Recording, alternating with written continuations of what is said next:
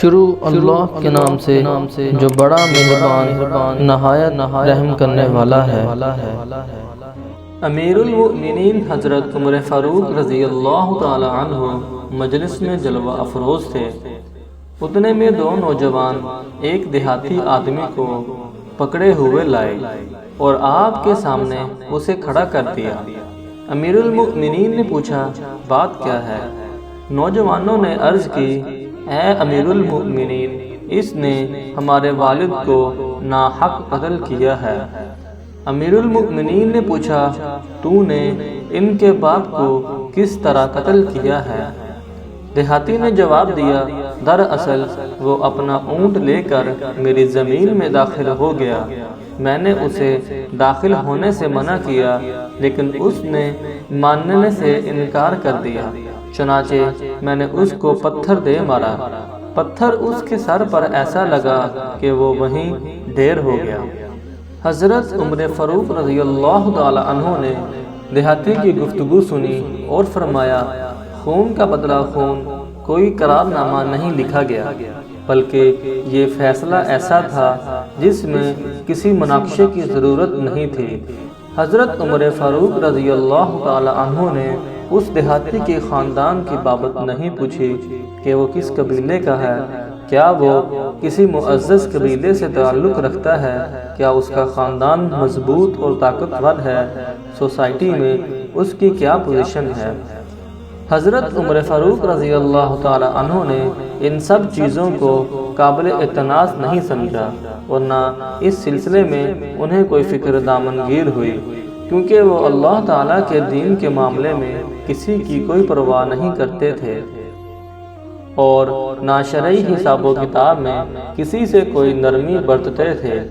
دیہاتی نے عرض کی، اے امیر المؤمنین، میں آپ سے اس ذات کا واسطہ دے کر گزارش کرتا ہوں جس کے سبب آسمان و زمین قائم ہیں، کہ آپ مجھے صرف ایک رات کے لیے چھوڑ دیں تاکہ میں گاؤں جا کر اپنی بیوی اور بال بچوں سے ملاقات کر آؤں اور انہیں اس بات سے آگاہ کر دوں کہ عنقریب میں قتل کیے جانے والا ہوں۔ اس بات سے آگاہ کر کے میں آپ کی خدمت میں حاضر ہو جاؤں گا۔ اللہ کی قسم، اللہ تعالیٰ کے بعد میرے سوا میرے بال بچوں کی دیکھ بھال کرنے والا کوئی اور نہیں ہے۔ امیر المؤمنین نے فرمایا، تو گاؤں جانے کے بعد میرے پاس لوٹ کر آئے گا، اس بات کی ضمانت کون دے گا؟ امیر المؤمنین کی بات سن کر لوگوں کا مجمع خاموش ہو گیا، یا کیونکہ کوئی بھی آدمی اس دیہاتی کا نام تک نہیں جانتا تھا اور نہ کسی کو اس کے گھر یا خاندان کا پتہ تھا۔ ایسی صورت میں بھلا کون اس کی واپسی کی ضمانت دے سکتا تھا؟ اور وہ ضمانت بھی ویسی نہیں تھی کہ 10 دینار یا اونٹ، گھوڑا یا جائیداد زمین دے کر سبک دوش ہوا جا سکے، بلکہ یہ گردن کی ضمانت تھی کہ اگر وہ دیہاتی واپس آ گیا تو خیر، ورنہ تلوار سے ضامن کی گردن اڑا دی جائے گی۔ غرض سارے صحابہ کرام خاموش تھے، چاروں طرف سناٹا چھایا ہوا تھا، گردنیں جھکی ہوئی تھیں۔ امیر المؤمنین بھی بڑے متفکر و متاثر تھے، ایک مشکل میں پھنس چکے تھے کہ اب کیا کریں، یا اس عرابی کو قتل کر دیں اور اس کے بال بچے گاؤں میں بھوک سے مر جائیں، یا اسے گھر جانے کی اجازت دے دیں اور وہ کسی کی ضمانت دیے بغیر چلا جائے، اور اگر واپس نہ آئے تو پھر مقتول کا قصاص یوں ہی رہ جائے۔ سارا مجمع خاموش تھا۔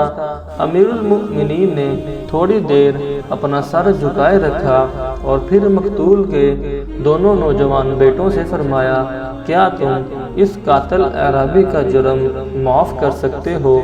نوجوانوں نے عرض کی، بالکل نہیں، اپنے باپ کے قاتل کو کافر کردار تک پہنچائے بغیر ہم نہیں چھوڑ سکتے۔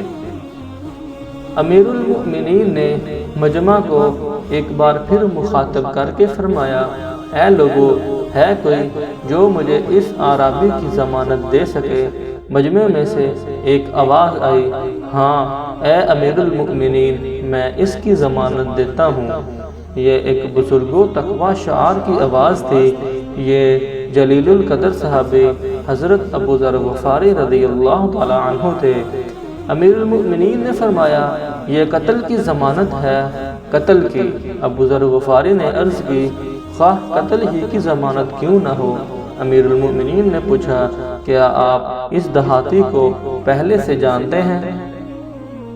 ابو ذر غفاری نے کہا نہیں، میری اس سے پہلے کوئی شناسائی نہیں۔ امیر المؤمنین نے فرمایا پھر کس بنیاد پر آپ اس شخص کی ضمانت دے رہے ہیں؟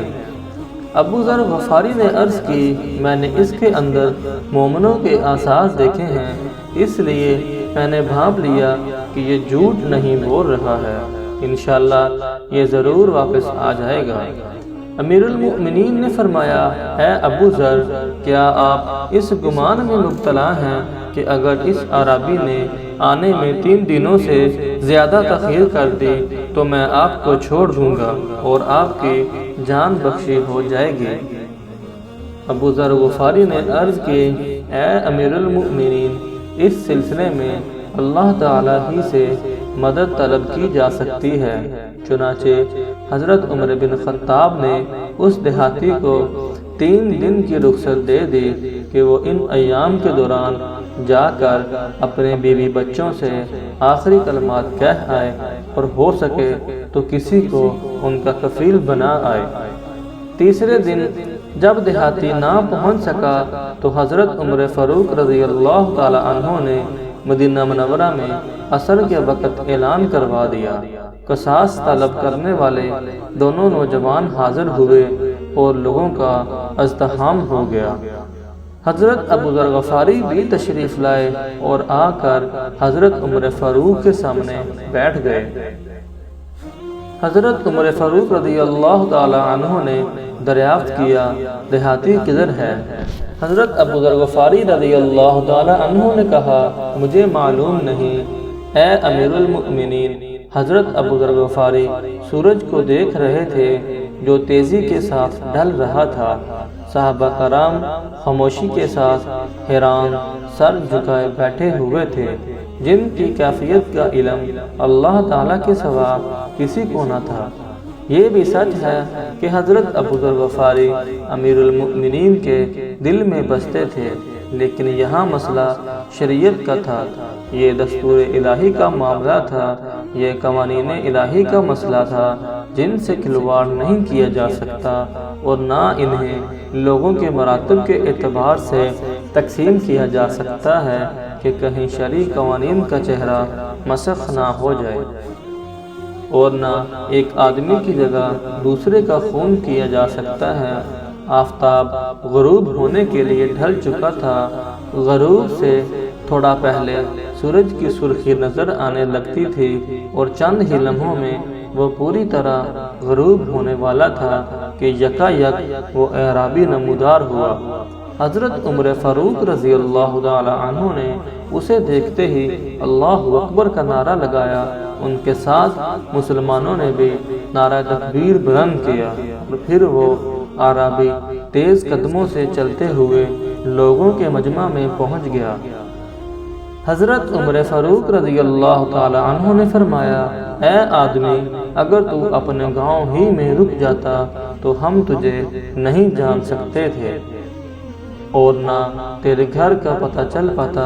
دیہاتی نے جواباً عرض کیا اللہ کی قسم، میرے اوپر آپ کا کوئی زور نہیں ہے، لیکن مجھے اس ذات کا خوف ہے جو تمام رازوں اور پوشیدہ سے پوشیدہ باتوں کا بھی علم رکھتا ہے۔